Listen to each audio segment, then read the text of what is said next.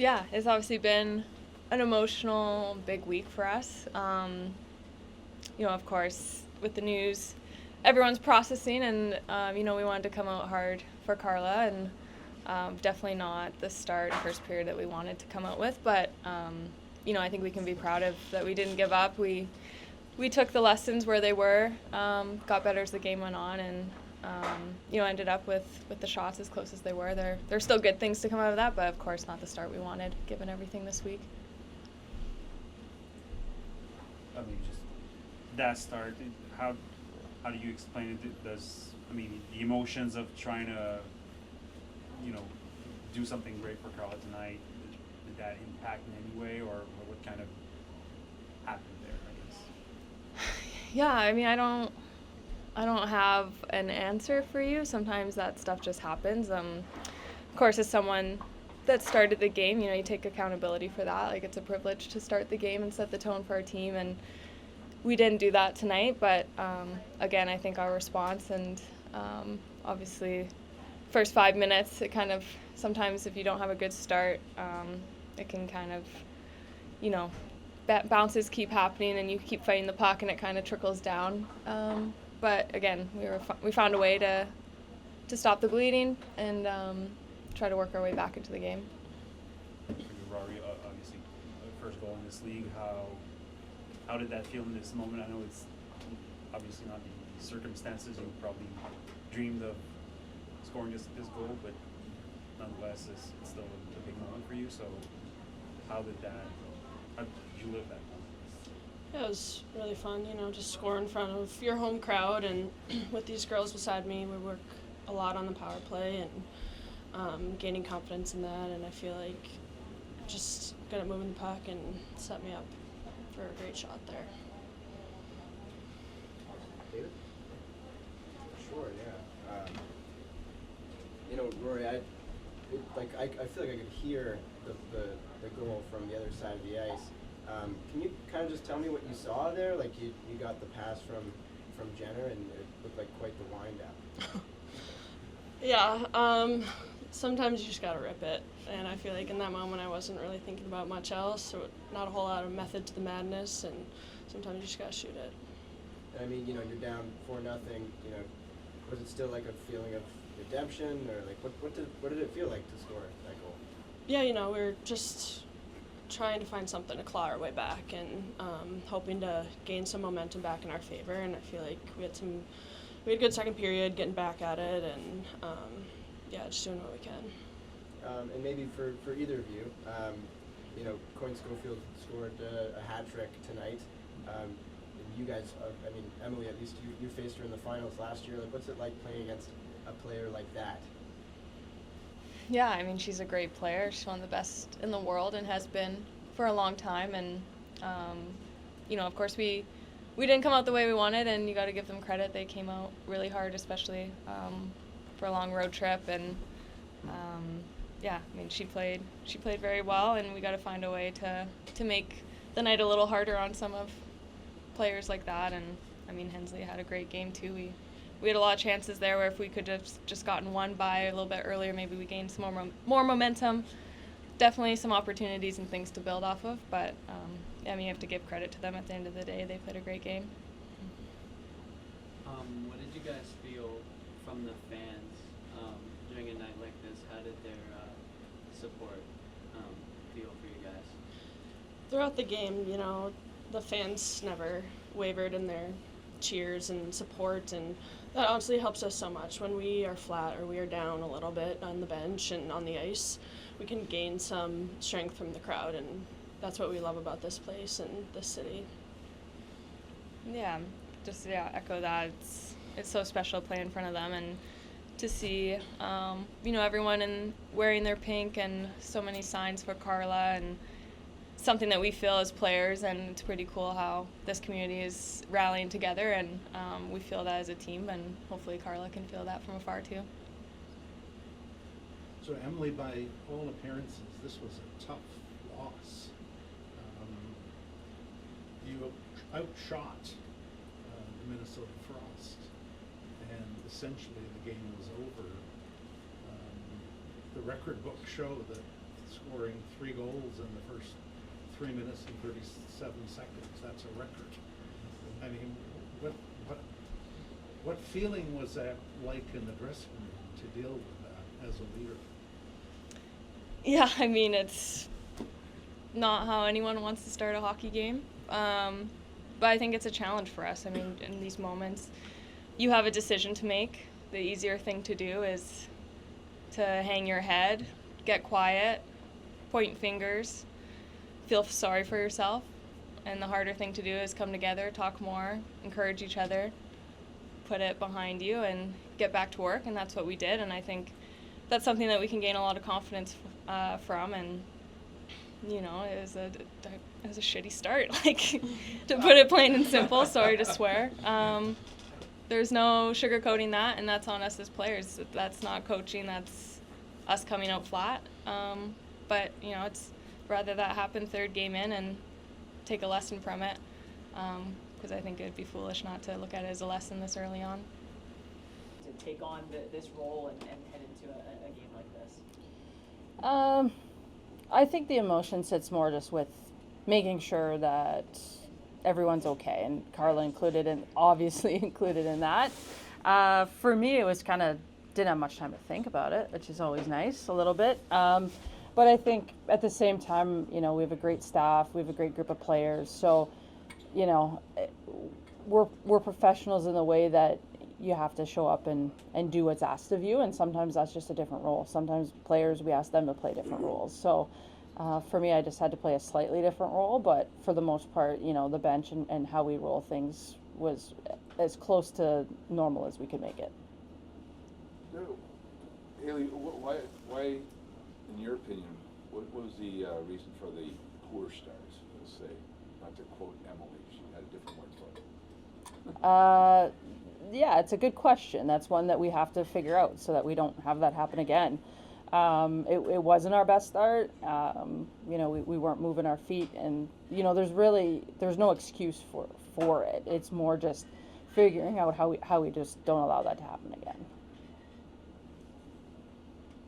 I'm just curious about what the vibe was like in the dressing room between the first and the second period. Like, what did you see from the players trying to, I guess, spark a comeback and make a big push? I'm sure a lot of them spoke about Carla and wanting to do right for her. Yeah, our group was amazing from start to finish. On the bench and in between periods, we never lost hope, and we never, you know, counted ourselves out. There was great conversation on the bench. Same with in between periods. It was more like, you know, okay, what did we learn? What do we need to do now? It was always about the next shift, and they continued that conversation throughout the game, which was, I give them credit, and we talked about that in the dressing room. That's really important. That doesn't matter if you're down goals or you're up goals. It's super important to stay consistent in what you're trying to do. And for the group on the bench, they just kept saying, you know, build off that, and that's what we tried to do all game. I wasn't looking to ask that question, but is that seeing these interactions from players, is that, you know, after a third goal, it's a moment a lot of coaches would have thought about maybe take a timeout or something like that. Seeing these interactions, is that part of the reason why you decided not to go for something like that? Yeah, time on the clock too played a part in that. I knew a TV timeout was about a minute away. So at that point, I figured with the morale of the group, we could get through 1 minute, and then TV timeout, we could use it to reset ourselves.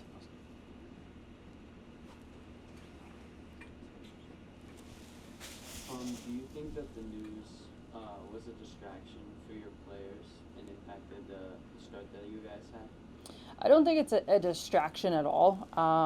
Like I mentioned before, like, we're all professionals in what we do. Was the news hard and emotional? Yes. And, you know, is there probably an emotional hangover to it?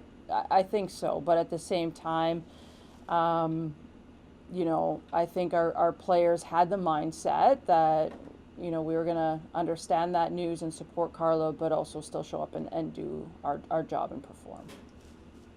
And what did you think of the fans and the way that they showed up today? Absolutely incredible.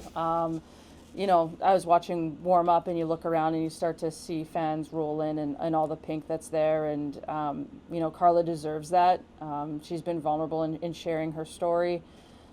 She's shown so much strength and courage behind the scenes to us. And, it was really nice to see that moment of love for her.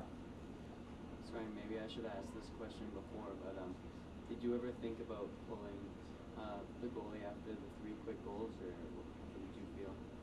I thought about grabbing my phone and asking Carla what she would do. No, there was a quick look at the other coaches in that moment, but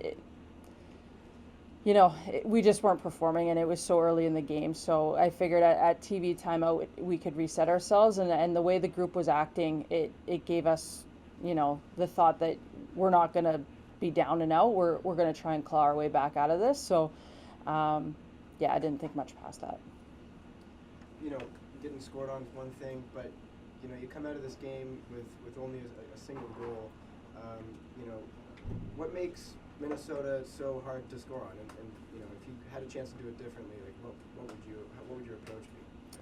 Yeah, I think we still generated a decent amount of shots, but I don't know how many of those were scoring chances necessarily. So we probably have to increase our scoring chances, and how you do that, we got to have more traffic at the net. We got to win the rebounds a little bit more. As the game went on, our players got better at that, but we just didn't have it consistently enough. So we just got to get hungrier around the net to want to put those pucks in. 'Cause we did have chances. We did have 2-on-1s. We did have mini breakaways. So it's just bearing down on those chances. And I've, being here, I've heard other coaches come through here and say their strategy, specifically with dealing with a goalie as good as Gwyneth Phillips, is to be so hungry around the net. Like, what do you think? What do you think stopped Ottawa tonight from maybe I'm using the word twice, but stopping Minnesota from being so hungry in front of the net and being so successful in their forecheck and doing just that and being hungry there? What made Minnesota so successful? Yeah, I feel like I worded my question very poorly. That's okay. Sure. What made Minnesota so successful at being hungry in front of your net? Well, we let them get there. We let them skate there. We let them have time and space there. We gave them just too much, and they were able to score on those chances. And a lot of the times, you just can't give those looks. So for us, it was just we got to find a way to not allow those chances and not allow teams into that area. And coming off a 3-game homestand, you've got 5 games coming up on the road. Like, what's the takeaway from a tough game like this? Yeah, it's the takeaway is to have a better start and be ready to go right off the bat. We have to make sure that we're skating and we're moving puck and we're managing the puck to the level that we can. It's not that we can't. We can definitely do it. So it's just going to be about finding our consistency as we hit the road trip here. I mean, that's pretty much what I was going to ask about. You wanted more from a 3-game homestand. 5 in a row. What do you want to see? What's the goal of a 5-game road trip at this stage? A quarter of the season is going to be over. More than a quarter of the season by the time you play your next game here.